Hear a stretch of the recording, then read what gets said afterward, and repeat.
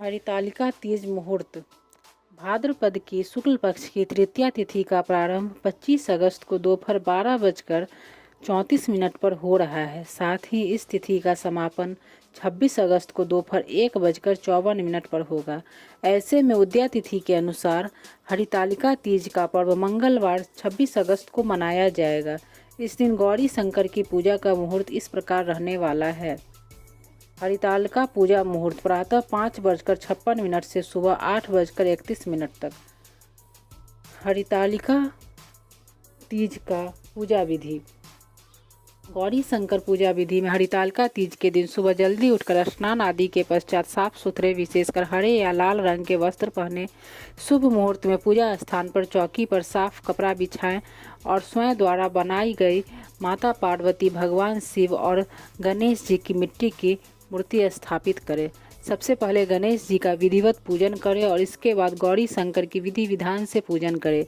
पूजा में मां गौरी को 16 श्रृंगार की सामग्री अर्पित करें और हरितालिका तीज व्रत कथा जरूर सुनें। आप पूजा में इन मंत्रों का जप भी कर सकते हैं। पार्वती जी के मंत्र। ओम पार्वतीये नमः, ओम उमाय नमः, या देवी सर्वभूतेषु माँ गौरी रूपेण संस्थिता, नमस्तस्यै नमस्तस्यै नमस्तस्यै नमो नमः। माँ पार्वती को सिंदूर चढ़ाने का मंत्र। सिंदूरम शोभनम रक्तम सौभाग्यम सुखवर्धनम शुभदम कामदम चैवम सिंदूरम प्रति गुह्यताम।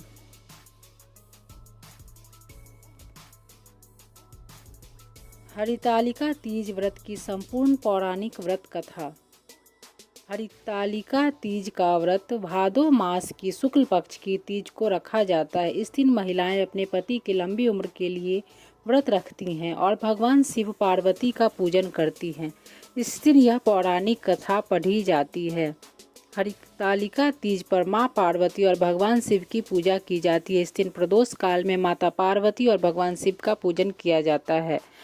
अगर आप भी कथा पढ़ना चाहते हैं तो सबसे पहले पूजा की तैयारी कर ले। पूजा की तैयारी के लिए केले के पत्ते और बंधन बाड़ से एक मंडप बनाएं। इसके बाद जमीन पर आसन बिछाएं और फिर व्रत का संकल्प ले। फिर माता पार्वती को वस्त्र, फूल, चंदन चढ़ाएं, धूप दीप नैवेद्य लगाएं। इसके बाद फल अर्पित करें। इन सभी के छोटे छोटे मंत्र होते हैं जिसे आप बोलकर ये चीज़ें अर्पित कर सकते हैं। इसके बाद कथा पढ़ें। श्री परम पावन भूमि कैलाश पर्वत पर विशाल वट वृक्ष के नीचे भगवान शिव और पार्वती सभी गणों सहित वागडंबर पर विराजमान थे। बलवान वीरभद्र, भृंगी, सरंगी और नंदी अपने अपने पहरों पर साध शिव के दरबार की शोभा बढ़ा रहे थे। इस अवसर पर महारानी पार्वती ने भगवान शिव से दोनों हाथ जोड़कर प्रश्न किया, हे महेश्वर, मेरे बड़े सौभाग्य हैं जो मैंने आप सरीखे पति को वरण किया। क्या मैं जान सकती हूँ कि मैंने वह कौन सा पुण्य अर्जन किया है? आप अंतर्यामी हैं, मुझ दासी पर वर्णन करने की कृपा करें।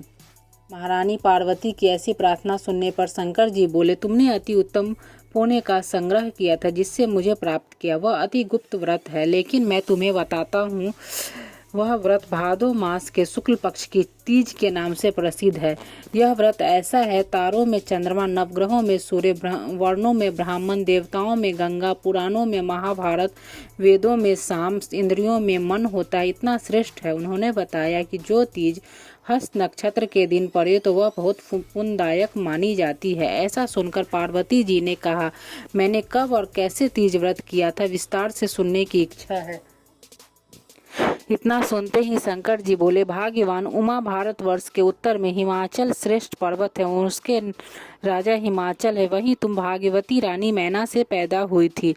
तुमने वाले काल से ही मेरी आराधना करना शुरू कर दिया था। कुछ उम्र बढ़ने पर तुमने सहेली के साथ जाकर हिमालय की गुफाओं में मुझे पाने के लिए तप किया। तुमने गर्मी में बाहर चट्टानों में आसन लगाकर तप किया, बारिश में बाहर पानी में तप किया, सर्दी में पानी में खड़े होकर मेरे ध्यान में लगी रही। तुमने इस दौरान वायु सूंघी, पेड़ों के पत्ते खाए, तुम्हारा शरीर छिन्न हो गया। ऐसी हालत देखकर महाराज हिमाचल को बहुत चिंता हुई। वे तुम्हारे विवाह के लिए चिंता करने लगे। इसी मौके पर नारद देवराज राजा ने उनका स्वागत किया और उनके आने का कारण पूछा। तब नारद जी ने कहा, राजन, मैं भगवान विष्णु की तरफ से आया हूँ। मैं चाहता हूँ कि आपकी सुंदर कन्या को योग्य वर प्राप्त हो। सो वैकुंठ निवासी भगवान विष्णु ने आपकी कन्या का वरन स्वीकार किया है। क्या आपको स्वीकार है? राजा हिमाचल ने कहा, महाराज, मेरा सौभाग्य है जो कि मेरी कन्या को विष्णु जी ने स्वीकार किया और मैं अवश्य उन्हें अपनी कन्या उमा का वाग्दान करूंगा। यह सुनिश्चित हो जाने पर नारद जी वैकुंठ चले गए और भगवान विष्णु से उनके विवाह का पूर्ण होना सुनाया। यह सुनकर तुम्हें बहुत दुख हुआ और तुम अपनी सखी के पास पहुंचकर विलाप करने लगी। तुम्हारा विलाप देखकर सखी ने तुम्हारी इच्छा जानकर कहा, देवी, मैं तुम्हें ऐसी गुफा में तपस्या के लिए ले चलूंगी जहाँ महाराज हिमाचल भी न पा सके।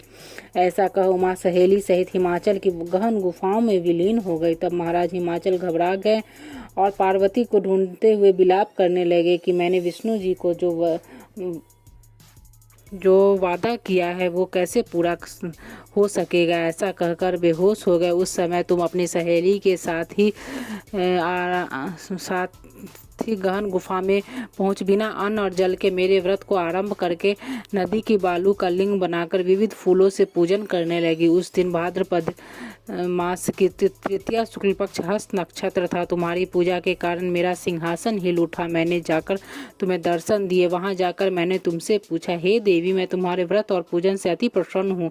तुम मुझसे अपनी इच्छा मांग सकती हो। इतना सुन तुमने लज्जित भाव से प्रार्थना की कि आप अंतर्यामी हैं, मेरे मन के भाव आपसे छिपे नहीं हैं, आपको पति रूप में पाना चाहती हूँ। इतना सुनकर मैं तुम्हें एवमस्तु इच्छित पूर्ण वरदान देकर अंतर्ध्यान हो गया। उसके बाद तुम बालू से मूर्ति विसर्जित करने नदी पर गई, जहाँ नदी तट पर तुम्हारे नगर निवासी हिमाचल के साथ मिल गए। वे तुमसे मिलकर रोने लगे। तुम इतने भयंकर वन में जहाँ सिंह सांप निवास करते हैं, जहाँ मनुष्य के प्राण संकट में हो सकते हैं, ऐसे पिता के घर की जाने के निवेदन पर तुमने कहा, पिताजी, आपने मेरा विवाह भगवान विष्णु जी के साथ स्वीकार किया, इस कारण मैं वन में रहकर अपने प्राण त्याग दूंगी। तब वे बोले, शोक मत करो, मैं तुम्हारा विवाह भगवान विष्णु के साथ कदापि नहीं करूंगा, उन्हीं सदाशिव के साथ करूंगा। इसके बाद महाराज हिमाचल ने रानी मैना के साथ मेरा और तुम्हारा विवाह किया।